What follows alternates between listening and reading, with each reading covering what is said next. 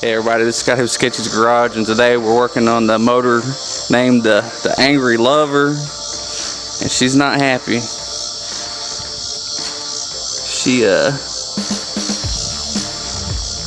looks like she's ate into that pretty good. What do you think happened, Pops? I don't know. Whatever it is, it ain't good. I've never seen a big block offset crank. Looks like a 4.3 crank, don't it? To give you guys a little bit of the backstory on this, this is a motor that we purchased up, got into it for a decent price, had a cam and stuff in it, pretty fresh. Supposed to have like 40,000 miles on it. We figured we'd throw a set of heads and cam on it and put it in the old Budget Beater over there. And since the word go, it's kind of been a little bit of a issue. What issues have we ran into, Pops? First thing, we pull the lifters out.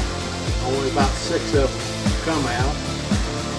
And to roll the motor over, get the cam out of it, take a punch and punch out the other 8 or so. But it'll say the cam, it wasn't no good.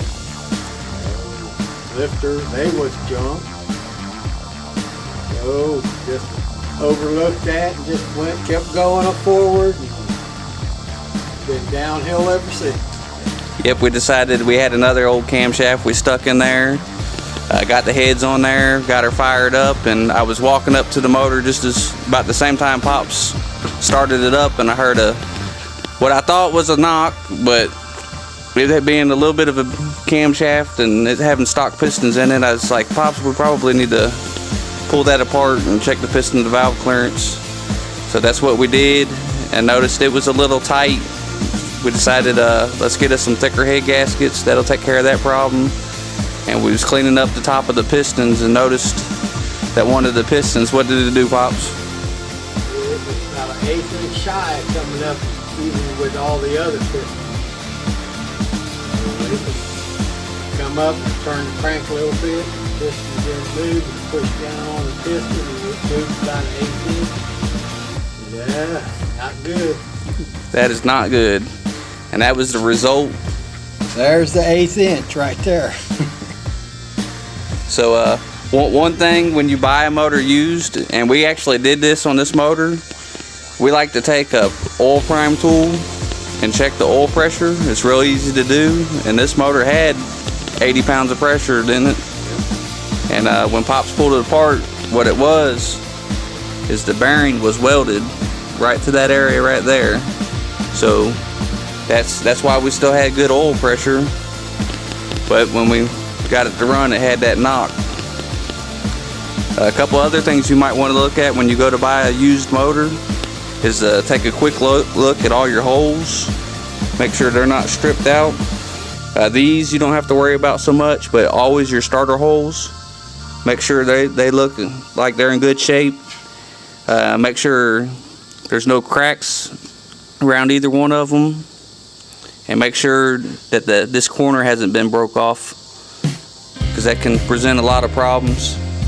Another area of concern on big blocks is this head bolt right here loves to strip out. So make sure you check all the head bolt holes. Any other places it's a good spot to take a look at on them, Pops? Everywhere, just look them over good. Bell housing, bolt. That's another thing. Anytime you put a motor in, make sure you have your dowel pins in. It's a big no-no. Just because the bolts hold it up there doesn't hold it square. That's what these are for. They hold the center lines together. So make sure you always got them on there. And if you start running motors with mid-plate or cars with mid-plates and stuff, you want to make sure you put in a longer dowel pin, because you don't want the tranny hanging out right there, because it'll let it flex and move around. We learned that a long time ago. We broke about 3 Power Glide bell housings in a week, and we was like, what is going on? And that was our problem.